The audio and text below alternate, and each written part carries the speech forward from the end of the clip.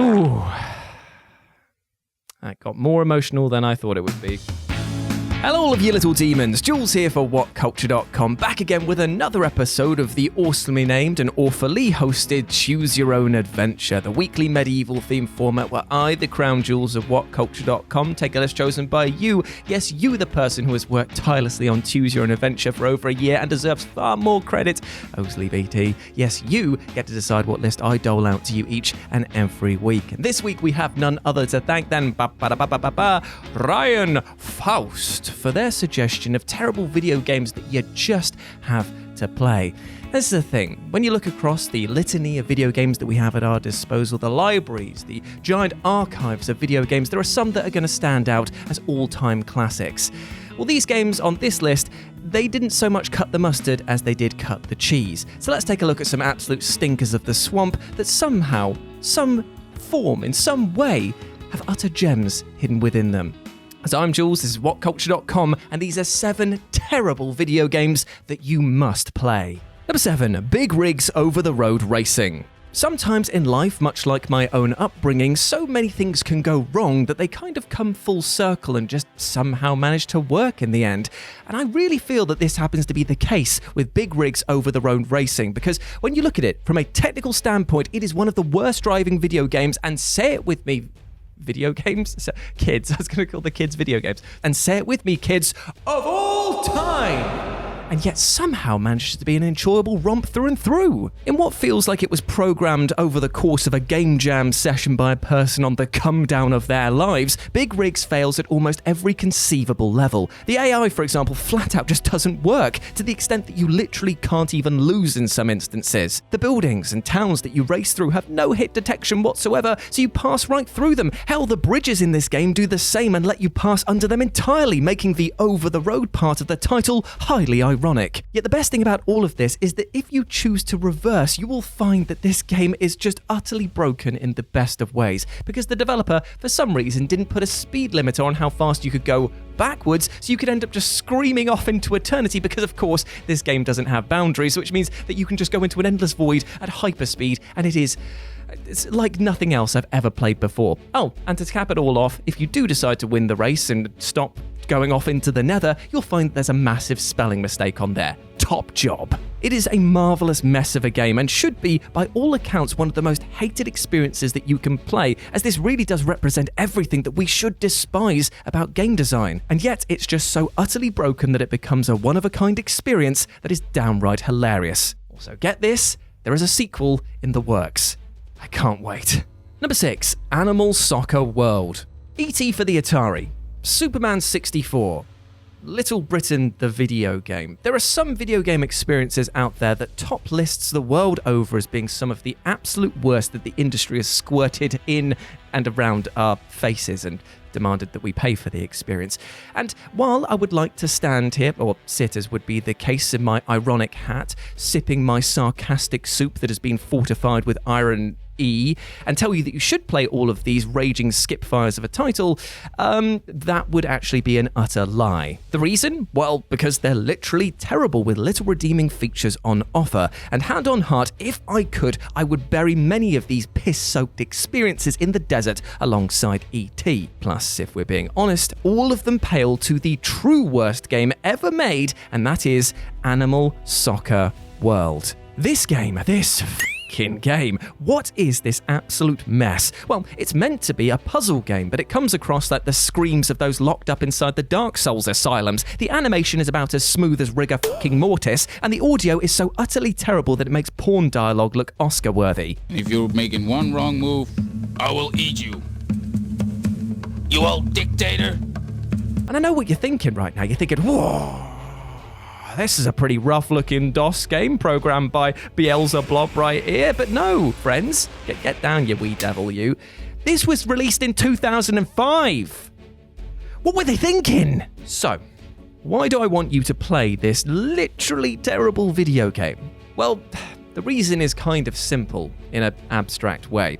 It's because this is the bottom of the barrel. This is the worst experience. This barely qualifies as being a video game, and therefore it can only get better from here. I want you to play this game so that you can go out into the rest of the world and see 5 or 6 out of 10 games as 10 out of 10 games, 10 out of 10 games as being so perfect that your eyes drip out like melted candle wax. I want you to go into the world and see the best in things rather than the worst. And this is most definitely the worst.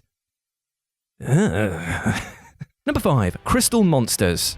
Some games are homages to other titles. Others are spiritual successors when it comes to basically just ripping off all of their mechanics. But Crystal Monsters is neither of these two. It is a charlatan, a literal thief who's decided to just be like, yeah, I'll have that. Just all of the Pokemon series. I'll just take it all, mate. What are you going to do about it? What are you going to do about it? Lawsuits?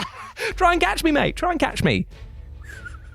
Now, while this should make Crystal Monsters the absolute top of every player's hit list, for one reason and one reason alone, this absolute thief is given a free pass. And that is that it is discount ditto fare through and through, but the game is totally aware of it. Honestly, the developers ape the poker series so hard that it should be making a manky out of players, but actually leans into the copy-paste mentality in so many right ways that it's actually pretty engaging. If you're gonna steal from someone, I guess steal from the best. And while it might feel so overtly familiar, from the art style to the very concept itself, the game has borrowed all of the best bits of Pokemon and just run as best as it could with it. Yes, it's not polished. Yes, it is a blatant rip-off, but you know what? This Tesco brand Mr. Mime here is working its bloody socks off to try and convince you that it is more than the sum of its parts. And its parts are fucking stolen.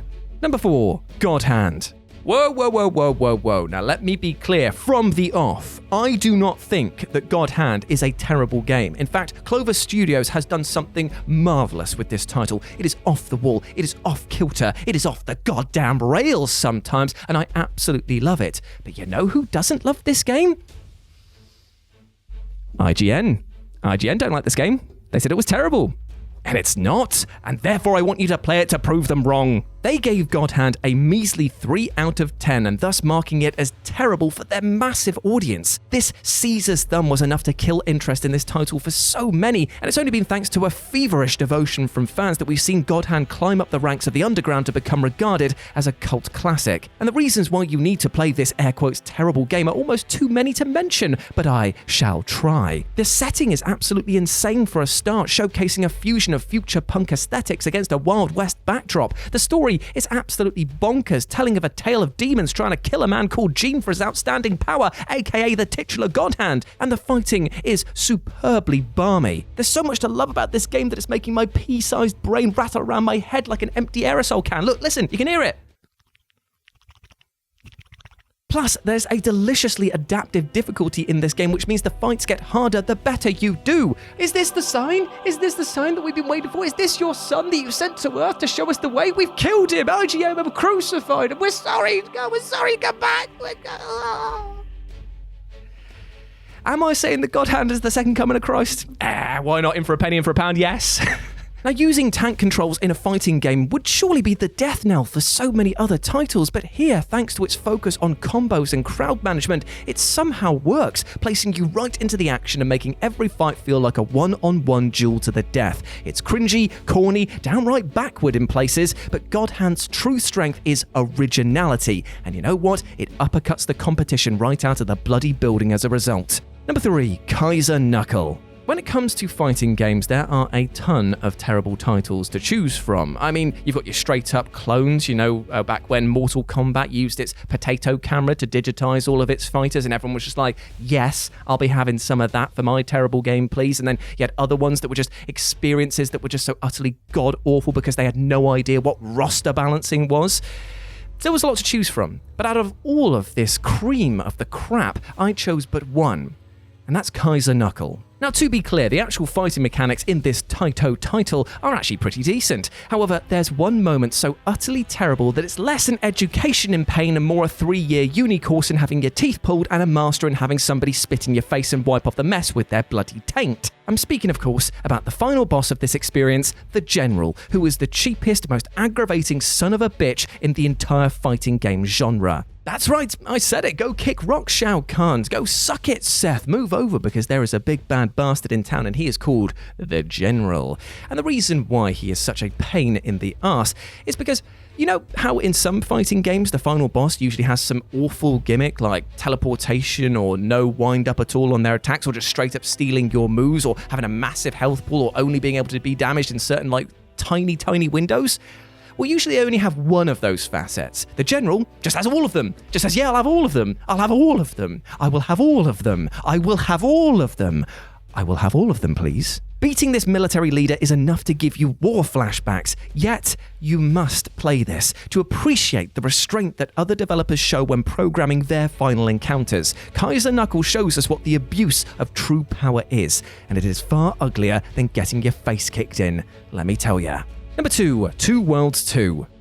The Two Worlds series of video games feels like the true underdog story. They really try hard, but yet they're just hampered by, well, a source code that is kind of like a deck of cards over an active fault line. It's just not stable in the slightest, and it will come crashing down the moment you try and do anything interesting. Yet, they have so many brilliant ideas under the surface that they kind of demand that you play them. Oh, and also, the first game has the worst voice acting I've ever heard. Osley, there you are, my friend.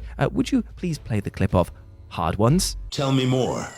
Swiftly now. Warriors. Hard Ones. All of these problems, alongside being just a blatant Oblivion clone, meant that many just thought that the original was going to be written off and would fade into obscurity. Not so, it seemed, though, as Two Worlds 2 stuck its oar in the water and pulled hard to get the franchise back to shore. Now, to be fair, it's a bit of a shame that the franchise ended up rowing in circles, but there was one aspect not only keeping the experience afloat, but that got so many players wet in another aspect, and that is the magic system. I will go on record as stating that the magic system in Two Worlds 2 is one of the best in any action RPGs I've ever played. It is that good. And it all comes down to how complex but rewarding it is. Now, I will try my best to explain what it is, but it kind of operates on a card system, with you slotting into different places what abilities and features you want your spell to have. And because you can mix and match what they do, be they like area of attack or protective spells, and then choosing an element to go with them, you can create your own ludicrous spells that are absolutely insane. For example, if you fancy walking around with a tornado of anvils swirling around you, then you can do that. Or you can just rain down fireballs from the sky onto your enemies. You can literally spend hours switching in and out effects and testing them on unlucky opponents. And trust me, you will actually need to put in this time because the game tells you precisely none of what you need to know to get the most out of this feature. And this is why it's on the list, because the game buries what is clearly the best aspect of the title under just a dross and generic action RPG experience everywhere else. It focuses on that when it should be focusing on this. Infuriating, but still very, very fun. And number 1, Demolition Girl. Okay, so one need only glance over just a wee bit of footage here to be able to see 2 massive reasons why you should play this game. No, not them, you perv. The first is that this concept about trying to help this poor bikini-clad woman get back to regular size as a military force and then fight off an alien invasion is so genuinely unique that I can't think of a single experience that even comes close. And the second feature is that it's actually genuinely really fun. Built as a shovelware budget title, Demolition Girl was never going to win any awards. But the fact that this game is more than just functional is actually quite the achievement. The team could have just churned out absolute dross, and yet the mechanics are pretty well implemented, and the story is so silly that it demands your attention. Plus, the game is super short, meaning that it never overstays its welcome. Now, I will obviously state that it is not a highbrow title. In fact, it pretty much exclusively exists on sustenance provided by low-hanging fruit, such as one of the first missions being that you have to measure her bust size. But still, you know, low-hanging fruit tastes just as sweet, especially when it's delivered with a bit of a wink and a nod. And trust me, this will be enough to give you eye and neck ache respectively. It is that self-aware. Plus, I'm just going to put it out there, it kind of fills the gap of tall women who I want to step on me until Resident Evil Village releases, so yeah, that's got it going. But anyway, let's move on from that before it gets a bit weird. Osley, shall we do today's musical number? Where's that damn 10 million quid that you owe me? And the takeaway? James, my friend, are you ready? Yes. Well, let's get the baby oil out today because we're doing a song about boobies. Oh, 50-foot woman with your mile-wide wombas, come and step on me till I'm flat like a Roomba. You're my breast friend, you're my memory mate. Won't you let me take you out on a date? We could frolic in the sea, watch people flee, sit on her shoulder, wave to James and Owsley.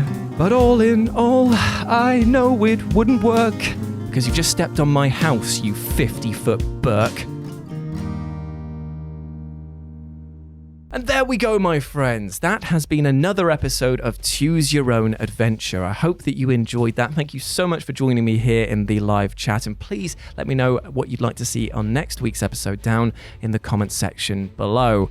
Now, usually right here, I would do some plugging and talk about how you should love yourself, and that is definitely very important still, but I do want to give a special shout out today to the one and only Owsley Beatty. Now, he has been working for WhatCulture for 3 years now. He's been working on Choose Your Own Adventure for a year. He has been fundamental in helping this series succeed. He is a close personal friend of mine. I love him to pieces. And now I have to say goodbye, as he is going off to a new job. Just going to keep this really short, and yeah, I'm leaving WhatCulture. I've been part of Choose Your Own Adventure for the past year or so, and I've been part of WhatCulture itself for 3 years. And it's just been a massive journey from start to finish, really. Like, I've met the most amazing, incredibly talented people there is, and gained like insane friends like Jules Gill, James Dowles, Rich Hudson, and just many other people that you don't see behind the scenes and in front of the camera as well. And I just want to say like a big thank you to not only them, but yourselves watching this video as well, and hanging out in the premieres and just watching all my work and allowing me to be creative in all my projects, really. And it's just been pretty amazing. And I think the only final thing to do is kind of pass it on to James Dowles, and also close the one thing that's been in every, musical interlude, and it's this stupid, crappy laptop. And thank you. Yeah, it's kind of sinking in as I'm talking to you now how much I'm going to miss him. It's the same with Rich. Rich is going as well, and I wish them the best. I'm so happy for them. I cannot stress that enough, but there is an inherent sadness in having to say goodbye to one of my close friends and somebody who I worked so closely with on such a creative and fun project. So yes, good on you, Oz. You're going to absolutely smash it. I know you will, but I'm going to miss you each and every day. Although there is a kind of silver lining to all of this, in that I'm looking forward to seeing how stressed that James is going to be having to take on the responsibilities for editing this. So, yeah, swings and roundabouts, isn't it, mate? Go out there and crush it. And to all of the rest of you, big love to each and every one of you. You're wonderful people. Thank you for supporting this series. Let's carry it on from strength to strength. I love you all, and I'll catch you next week. Peace.